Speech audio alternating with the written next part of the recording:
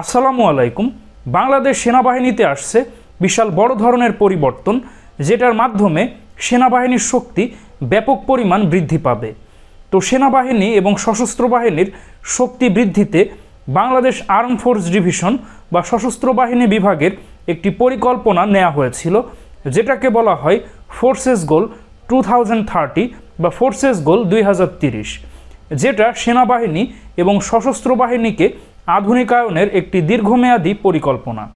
এই পরিকল্পনায় রয়েছে সশস্ত্র বাহিনীর আকার বৃদ্ধি করা, অত্যাধুনিক সমরাস্ত্র যুক্ত করা, উচ্চতর সামরিক প্রশিক্ষণ গ্রহণ করা এবং সেই সাথে দেশীয় প্রতিরক্ষা শিল্পের ওপর জোরদার করা। এই পরিকল্পনা যদি বাস্তবায়িত হয় তাহলে বাংলাদেশ সেনাবাহিনী, বিমান বাহিনী এবং নৌবাহিনীর আকার ব্যাপক পরিমাণ বৃদ্ধি পাবে, এর শক্তি, সামর্থ্য এবং অস্ত্রশস্ত্রের দিক থেকেও ব্যাপক শক্তিশালী হবে। তো আজকের ভিডিওতে ফোর্সেস গোল 2030-এর সেনাবাহিনীকে নিয়ে যে ভবিষ্যৎ পরিকল্পনা, সেটা নিয়েই আলোচনা করব।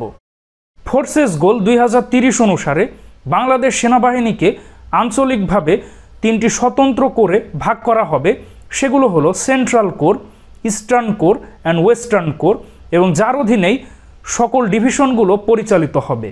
তো বড় সেনাবাহিনীতে আঞ্চলিকভাবে বিভিন্ন কোরে ভাগ করা হয়, যেমন ভারত, পাকিস্তান তাদের সেনাবাহিনীতেও ভৌগোলিকভাবে বিভিন্ন কোরে ভাগ করা হয়েছে, যেমন eastern command, western command, Northern, southern, central, এরকম বিভিন্ন কোরে ভাগ করা হয় এবং এর মাধ্যমে সেনাবাহিনীর আকার আরও বৃদ্ধি করা হবে এবং প্রতিটি কোরের অধীনে 2 বা ততোধিক ডিভিশন থাকবে।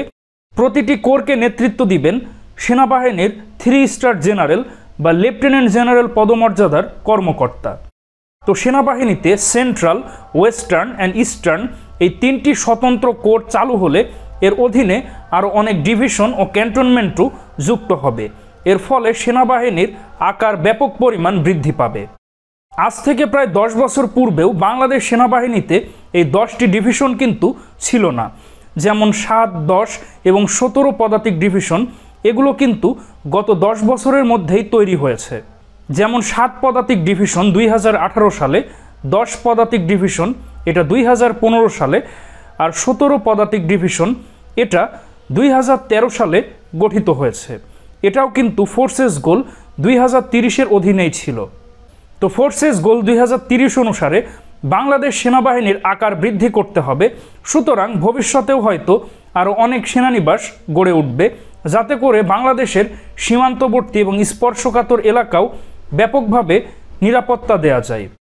ফোর্সেস গোল 2030 অনুসারে বাংলাদেশ সেনাবাহিনী আরও অত্যাধুনিক অস্ত্রশস্ত্র ক্রয় করবে, যেমন এয়ার ডিফেন্স সিস্টেম, বিভিন্ন শর্ট রেঞ্জের মিসাইল, এন্টি ট্যাঙ্ক মিসাইল, অত্যাধুনিক কমব্যাট ড্রোন এবং শক্তিশালী main battle tank, armoured personnel carrier, multiple rocket launcher, artillery, sniper, assault rifle, machine gun এবং আরও অত্যাধুনিক অস্ত্রশস্ত্র, যেগুলো সম্মুখ সমরে খুবই কার্যকরী। সেই সাথে দেশীয় সমরাস্ত্র শিল্পেও ব্যাপক জোরদার করা হবে, যার মাধ্যমে দেশীয়ভাবে অস্ত্রশস্ত্র যাতে তৈরি করা যায়। তবে এখানে একটা বিষয় রয়েছে যে এ সকল অস্ত্রশস্ত্র খুবই সফিস্টিকেটেড প্রযুক্তি, এগুলো একেবারে শূন্য থেকে ডিজাইন করা এবং ডেভেলপ করা ব্যাপক সময়, অর্থ, গবেষণা এবং স্কিল্ড সায়েন্টিস্ট এবং ইঞ্জিনিয়ার দরকার।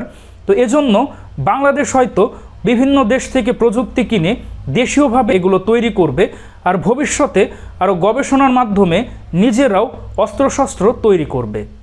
আর সেই সাথে উন্নত সামরিক প্রশিক্ষণও সেনাবাহিনীর সদস্যদেরকে দেয়া হবে।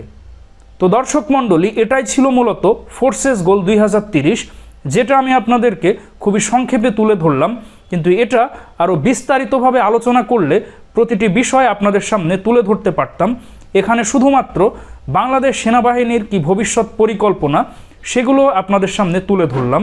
তো সেনাবাহিনীর এই স্বতন্ত্র কোর গঠন করা হবে, এই বিষয়ে আপনাদের কি অভিমত অবশ্যই কমেন্টে জানান।